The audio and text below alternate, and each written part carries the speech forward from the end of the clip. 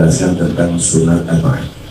Sebagaimana yang sudah dijelaskan beberapa waktu yang telah lalu, bahwasanya dalam sholat itu ada dua sunat. Yang pertama adalah sunat hayat yang ada 15 itu. Yang kedua sunat ab'ad. Ab'ad dari kata fardun, fardun artinya sebagian. Jadi cara jalannya seperti kayak setengah wajib. Jadi makanya sunat ab'ad itu kalau kita lupa, kalau kain, maka nanti setelah tahiyat akhir sebelum salam kita ganti dengan sujud sahwi, sujud karena lupa. Bila sunat hayat tidak perlu diganti dengan sujud sahwi. Nah, sunat ab'ad ini ada 7, ada sab'atu asya'a, 7 perkara. Nah, sebenarnya secara bangunan besarnya hanya ada 2, yaitu doa qunut dan tahiyat awal. Cuman setelah ditafsir, diperinci itu ada 7 tahiyat awal dan doa qunut. Tahiyat awal itu ya tahiyat awalnya, tasyahud awalnya, yaitu bacaan asyhadu an la ilaha illallah wa asyhadu anna muhammadar rasulullah, dan tahiyat awal itu kemudian membaca sholawat di tahiyat awal, sholawat kepada Muhammad Shallallahu Alaihi Wasallam. Kemudian duduknya itu juga sunat ab'ad, duduk pada tahiyat awal. Mungkin tahiyat awal tidak duduk sebagaimana tahiyat awal tidak duduk iftirash, mungkin duduk yang lain. Maka itu nanti harus diganti dengan sujud sahwi. Kemudian membaca sholawat wa ala alihi kepada keluarganya Nabi Muhammad Sallallahu Alaihi Wasallam pada tahiyat akhir, itu sunat ab'ad.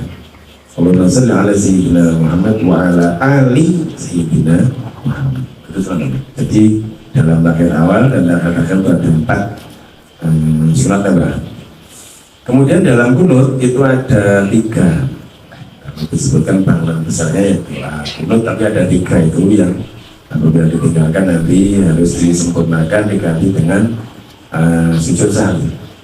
Yang pertama doa qunutnya sendiri, kemudian berdiri pada waktu doa qunut itu, kemudian membaca sholawat atas Nabi Muhammad Sallallahu Alaihi Wasallam.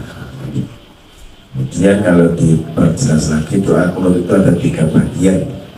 3 bagian. Yang pertama adalah doa ada 5. Allahumma hdina fiman hadait, wa afina fiman afait, wa tawallana fiman tawallait, wa barik lana fima atait, wa qina birahmatika syarra ma qadait. Kalau menjadi imam, kalau sendiri ya Allahumma hdini dan seterusnya. 5 doa. Kemudian setelah 5 doa itu ada kalimat di tengahnya, fa innaka taqdi dan seterusnya. Itu bukan doa, itu namanya asana.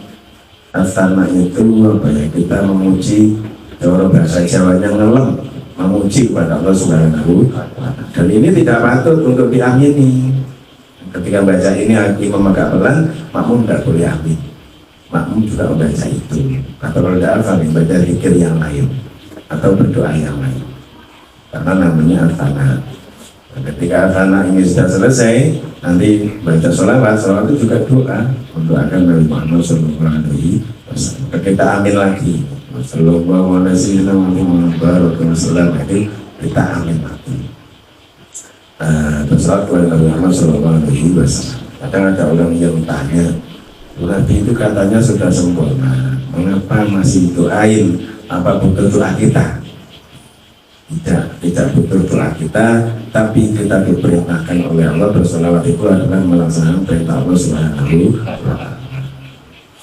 Allah memerintahkan zakat, tapi Allah tidak zakat. Allah memerintahkan sholat, tapi Allah sendiri tidak sholat. Tapi ini luar biasa, sholawat. Allah memerintahkan sholawat, tapi Allah sendiri bersolawat kepada Nabi Muhammad Sallallahu Alaihi Wasallam. Inna Allaha wa malaikatahu yusholluna 'alan nabi ya ayyuhalladzina amanu shollu 'alaihi wasallam. Nabi, ya Allah, malaikat semua bersurah kepada Rasulullah SAW. Maka amal yang pasti diterima oleh Allah.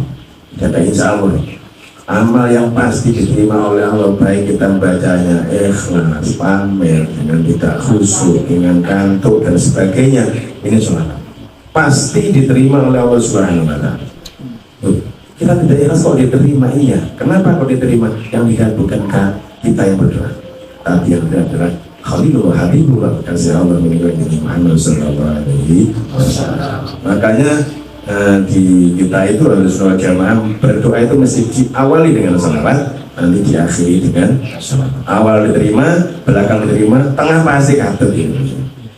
Makanya kalau kadang-kadang ada orang itu yang doa tidak mau salawat, Nabi tidak akan tahu kenapa kamu tidak baca salawat. Saya Nabi, hati saya disibukkan dengan pikir kepada Allah Subhanahu wa Ta'ala, bohong, tidak akan diterima salat itu. Doamu tidak akan disampaikan kepada Allah Subhanahu wa Ta'ala. Maka itu diawali dengan salawat dan diakhiri dengan salawat, doa pasti diterima oleh Allah Subhanahu wa Ta'ala. Tentang salat ini. Kemudian sekarang yang membatalkan salat, yang baru saya kita singgung sebenarnya yang salat apa? Yang membatalkan sholat ini ada 14. Ingat-ingat, saya masih ingat ketika pertama dengan Syekh Mansur itu mengikuti majelis pas yang datang beliau guru kita Habib Ali Maisur Al-Habib itu yang di Surabaya. Islam kita batal sehingga membatalkan sholat ada berapa? Dia juga gak hafal. Saya masih ingat pertama kali ya. Bang perlu ini harus kita hafalkan. Yang membatalkan sholat itu ada 14. Yang pertama adalah hadas. Tentu hadas itu membatalkan wudu. Orang yang batal wudu dan sholatnya tidak sah. Urutannya kan begitu. Kita hadas, wudunya batal. Wudunya batal tentu sholatnya tidak sah. Kemudian wabi wuku'in najasah, kita kejatuhan najis. Seandainya ilam tulko halan min ghairi hamlin, dan kita tidak bisa membuangnya seketika itu tanpa kita berada di bawahnya, memuat ini apa? Memuat atau menyonggo, nyangga najis itu.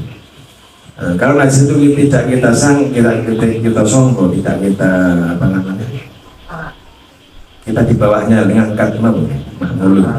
Nah, atau di bawah kita tidak apa, misalnya kita menggelar sajadah, di bawahnya itu ada najis kotoran ayam dan sebagainya yang tidak basah. Kalau basah kan tembul nanti.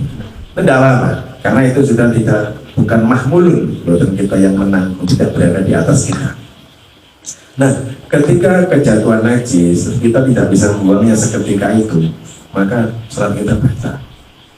Nah, kalau kita bisa membuangnya, misalnya kita pakai serban kita kejatuhan kotoran misalnya cecak gitu, kita tahu serban langsung kita jatuhkan, kita kembali, maka itu tidak batal.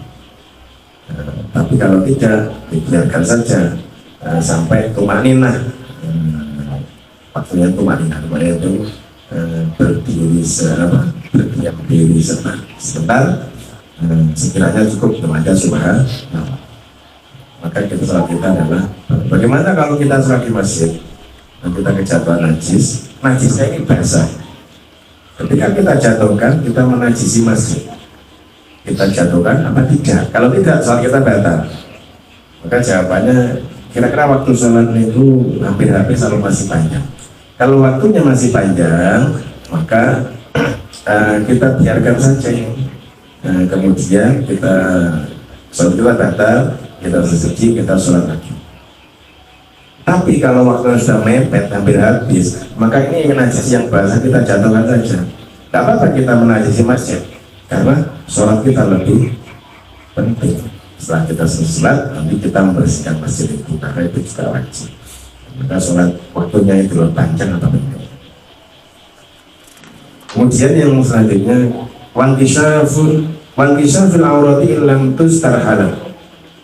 Auratnya terbuka, kemudian tidak bisa menutup juga seketika. Seketika itu fi aqalli tumanina. Misalnya kita pakai sarung, sholatnya di pinggir alas atau di sawah di atas batu, kemudian ada angin, sarung kita naik ke atas. Kita tidak pakai celana, tidak pakai daleman atau naik ke atas lutut. Ini kalau kita biarkan tidak segera kita tutup, maka sholat